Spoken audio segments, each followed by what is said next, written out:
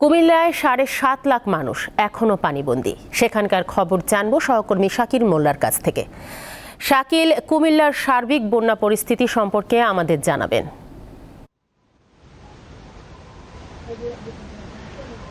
জি Tania friend, আপনাকে ধন্যবাদ। আমি এই মুহূর্তে দাঁড়িয়ে আছি কুমিল্লার সবচেয়ে ভয়াবহ বন্যার যে আকার ধারণ করেছে বুড়িচং উপজেলার সোনারপাড় নামক স্থানে। এই গ্রামটি আসলে সম্পূর্ণ তলিয়ে গেছে।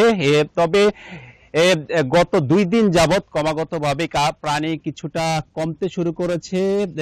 এখন আমি দেখতে পাচ্ছি যে কিছু উঁচু রাস্তা থেকে পানি নামতে শুরু করছে, পাশাপাশি কিছু উঁচু বাড়ি থেকেও কিন্তু পানি নামতে শুরু করেছে, যার ফলে আশ্রয় কেন্দ্র এবং পাশে উঁচু স্থানে যারা অবস্থান করছিল তারা কিন্তু পর্যায়ক্রমে তাদের বাড়িতে ফিরতে শুরু করেছে।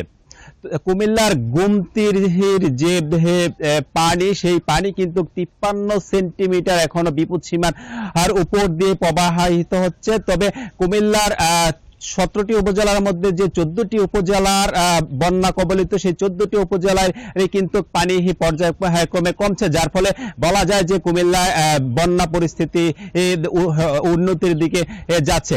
আজকে গত 24 ঘন্টায় কিন্তু বন্যা কবলিত হয়ে 5 জনের মৃত্যু সংবাদ আমরা নিশ্চিত হয়েছি।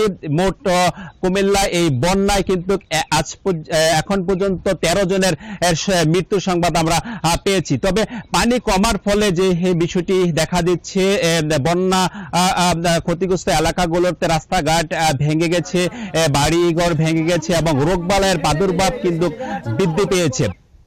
অন্যদিকে সড়ক যোগাযোগ বিচ্ছিন্ন হয়ে যার কারণে ত্রাণ তৎপরতা কিন্তু ব্যাহত হচ্ছে। পর্যাপ্ত নৌকার অভাবে কিন্তু প্রত্যন্ত অঞ্চলগুলোতে ত্রাণ পৌঁছানো যাচ্ছে না এখনো পর্যন্ত। তবে স্বেচ্ছাসেবক যারা রয়েছে, আজকে কিন্তু ত্রাণ বিতরণে আমরা কিছু শৃঙ্খলা দেখেছি, কারণ এলাকা ভিত্তিক কিছু স্বেচ্ছাসেবক দায়িত্ব নিয়ে কিন্তু তাদের নিজ নিজ এলাকাতে যারা ত্রাণ নিয়ে আসছে তাদের কাছ থেকে ওই ত্রাণগুলো বুঝে নিয়ে তারা নিজ এলাকায় বিতরণ করতে দেখা গেছে, যার ফলে আজকে কিন্তু বুড়িচং, ব্রাহ্মণপাড়া এবং 14 গ্রাম সহ কুমিল্লার জেলাগুলোতে কিন্তু ত্রাণ পৌঁছতে শুরু করেছে।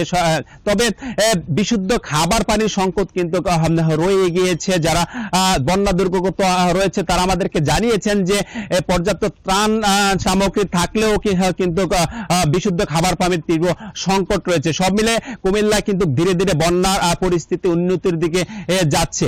এই ছিল কুমিল্লা থেকে আমার কাছে সবশেষ। কুমিল্লা থেকে বন্যা দুর্গতদের অবস্থা যা সম্পর্কে জানাচ্ছিলেন শাকিল মোল্লা।